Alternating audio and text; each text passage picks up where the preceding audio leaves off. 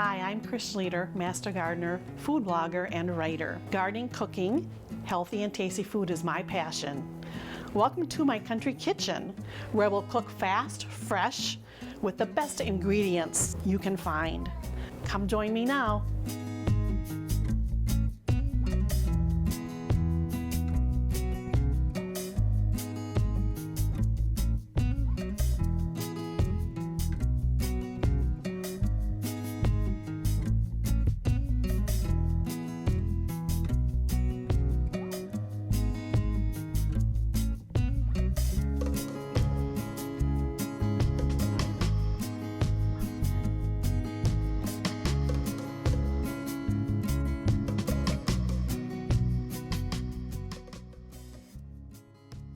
The first thing we're going to make is a roasted carrot hummus.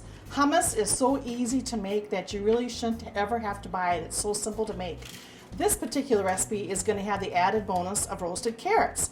So what I did with the carrots, I just peeled them and chopped them up and put them on a cookie sheet, drizzled them with olive oil, and put a couple of cloves of garlic in that I peeled. And you can see they're all roasted. And when you roast garlic, it turns out really, really sweet. So you put the oven at about 400 and you roast it for about 20 to 25 minutes so that your carrots are tender. So like when you squeeze them, they should be a little bit tender. You should have a little indentation there. So after you have the carrots all roasted up, then you can start making your hummus.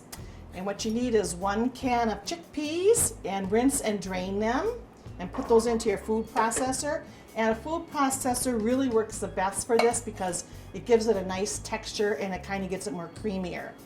Then we need some tahini paste, and tahini paste is usually in the Asian food aisle or condiment aisles. And we need about 1/4 cup of that, and it should be kind of a runny. Now I store this in the refrigerator, and when you store it in the refrigerator, the oil will separate, so leave it at room temperature. And when it comes to room temperature, really stir it around so it gets nice and mixed up like that texture is.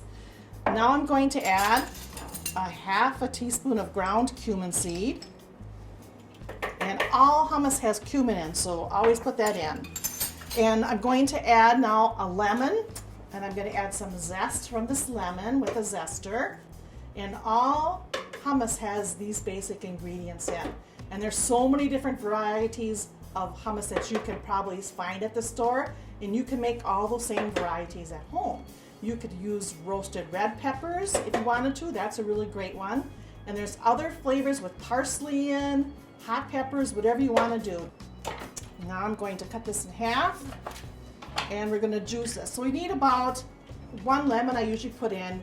If you like it a little bit more lemony flavor, go ahead and add like maybe 1/2 lemon more, but don't add it until after you taste your hummus after it's done, so make sure you don't have too much lemon in there. Now I'm going to add some chopped garlic, and this is fresh garlic, so this isn't roasted, it's just garlic that's raw. And one way you can also do it, if you don't want to chop it, you can also use your zester, and you can grate garlic too. So now that I have this all mixed up, I'm going to just gradually pulse this. Okay, after that's mixed up a little bit, now I'm going to add my carrots. My roasted carrots are going in next, and I'm putting them all in. I think it's about 2 cups of carrots, but the more carrots you put in, the more carroty flavor you will get. And carrots are naturally sweet when they roast, so when you add them to this, it'll give us a nice sweet flavor. And make sure you get some of that juice in there. And then I'm going to add some olive oil, and I have some extra virgin olive oil here. I'm just going to start out with about 1/4 cup. And then I'm going to add a little touch of some chili pepper olive oil. So that's going to give it just a little bit of heat. This is an optional thing. You don't have to add this in. But I like a little zing to my hummus, a little bit. And then we need some sea salt. About 1/2 teaspoon or so. And then we need some fresh ground pepper. And then I need to go back to processing this. We're going to pulse it again. And then we're going to really blend it up. And you want hummus to be really soft and creamy. So let's test and see what the creaminess looks like. You can see how that's a little sticky. So what do you do if it turns out like that, which it always will? You just add a little bit of water, and I start out with a couple tablespoons, or you could add more olive oil. So let's just put a couple tablespoons of water in there, and that'll make it much more creamier. Okay, now I'll show you the difference. See how nice and creamy this is? That's what you want hummus to look like. So after you have that all blended up, you're basically just done. And I'm going to serve this with some fresh garden carrots and some pita chips. You can keep this in the refrigerator for a good week or so. It also works really good on sandwiches. So instead of mayo, try using some hummus. Try it in a wrap. And it's also good with almost any kind of vegetable and crackers. And as a finishing touch, I always add a little more olive oil on top. So this is really extra virgin. You can see it's got a little green tint. So that means it's a really good quality olive oil. And to that, I'm going to add just a little bit of some green freshness on there because you want some color on that. So I'm going to add a little bit of some green onions, which luckily still were in my garden. Look at how fluffy that is. That's perfect. This is a great, simple way to make hummus, and you can do it every day.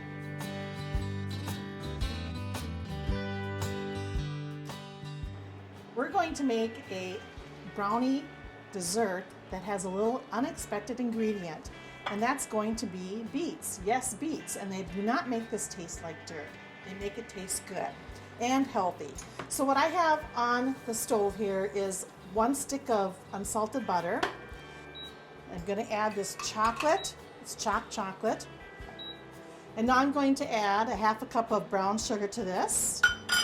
And we're going to stir that in. And I'm using a whisk. A whisk seems to work really good for this. You could mix this with an electric mixer, but I think a whisk works just fine. And now I'm going to add some beet puree. I'm going to add about, we'll say it's about a 1/2 cup. And that is what's going to give you the moisture in the brownies. So it really makes them really nice and super, super moist. And then I'm going to add a teaspoon of vanilla. Make sure you use a pure vanilla, not imitation. And then I'm going to add 2 eggs, 2 large eggs at room temperature. And we're going to stir that up. Make it so it's nice and mixed really good. Put a little muscle in between your whisking here so it gets to be kind of a nice sheeny batter. And then one really good thing to add to chocolate is an espresso powder. I have this is a particular brand that comes from Italy. It's called Illy, but you could use almost any kind of espresso powder you want. But chocolate and espresso goes really good together. It just makes a great combination. Try adding it to a brownie or a cookie and you'd be surprised what that adds in the taste. And you can see it's got kind of a reddish color to it, but it really does not bake red. So the beets, to make those, all you do is just roast those in a pan. You would sprinkle them with a little bit of olive oil and roast them at 400 again until they're tender. Or you could put them in an Instant Pot for about 5 minutes. They go really fast in that. And now I need a 1/2 cup of flour to this. And I'm using whole wheat white flour. And you probably are wondering, what is whole wheat white flour? It's a little bit different than whole wheat flour. It's made from the white brand. Whole wheat is made from the red brand, so it's more of a white flour. And to me, it tastes just the same as regular flour, but it has a better consistency. And it's better for you than a regular bleached white flour that you would find in the store. And you can mix that right in. Now, if you are gluten-free, you'd have to mix in a different type of a butter, like rice flour or an almond flour. And you may have to adjust the amounts a little bit, because you want this to be kind of runny, but not real runny. So it should be kind of like a thinner cake batter. And the reason why is because that makes it really dense. If it's more runnier, it will cook up to be dense and more moist. That's what I like about it. Okay, now all I have to add is some chocolate chips, and you could use regular chocolate chips like I have here, or you could use mini chocolate chips, the teensy-weensy ones. So I'll tell you about the pan that I'm using. It's an 8x8, or you can use a 9-inch square pan. I'm using a glass pan. I sprayed it with some spray, and then I took a sheet of parchment paper and have the edges extend a little bit so that it's easier for me to pull it out when it's done baking, and I don't have to tip it upside down. I can just let it cool, and then this will pop right out. And I also sprayed in the inside of the paper as well. So now all you have to do is just pour it into your pan. And I would say 30 to 35 minutes usually. Start timing it at about 30 minutes and bake it until your toothpick comes out nice and clean. So it's ready to pop in the oven, so I'm going to do that, and when we come back, I'll show you what they look like. I just took the brownies out of the oven, and I cut them just into little slices because I think one bite is enough, and these are so moist that I don't think you even need to put a chocolate frosting on top. All I do is just take some powdered sugar, and when you taste these, you will not believe how moist they are and that they're made with a beet puree. How good is that? So here is some chocolate beet brownies that are sure to be a hit.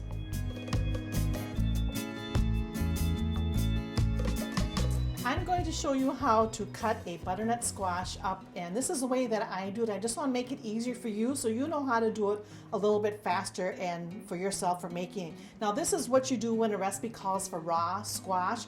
So it might be a soup, it might be a stew, it might be like a skillet like we made today, but I'm going to show you how you do that. And you can also, if you wanted to do it, you could put it in the Instant Pot for about 2 minutes and take it out, but this is a little bit different way with a raw squash. And you must start with a very sharp knife. And it's shaped kind of like a pear. So I'm going to cut off this part where it is, until it starts blossoming out and get wider. That's what I'm going to do, because that's where the seeds are, in that part. And then what I do is I take another knife and I cut off the peelings. Now, you could also use a potato peeler and peel it that way. But sometimes you're left with that white there, and sometimes that gets a little bit bitterness. So that is why I just cut the peeling off on the edges like this.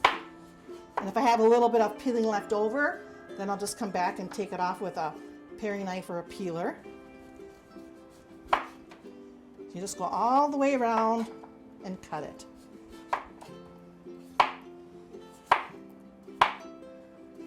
And this is the color that a butternut squash should be when it's ripe. If it's a really pale yellow, then it probably isn't all the way ripe, but it should be this golden orange color. And then when you're using the recipe, you just cut it in rings and cube it. And to cube it, you just slice it up. I usually divide it into thirds, or anywhere that's about a 2-inch piece. And then just keep cutting the cubes.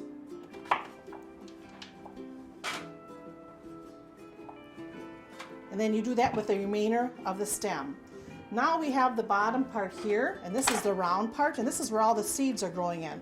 So that I just cut in half. And then you do need a metal spoon. It seems to work the best. A wooden spoon works, but not as good as a metal spoon. And all you want to do is just scoop out your seeds.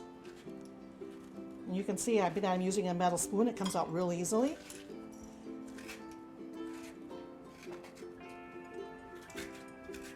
Then you scrape the inside to get any of this membrane left on there, so you want that nice and clean.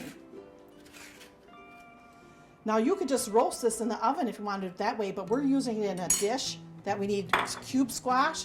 So there again, I'm going to cut this into pieces.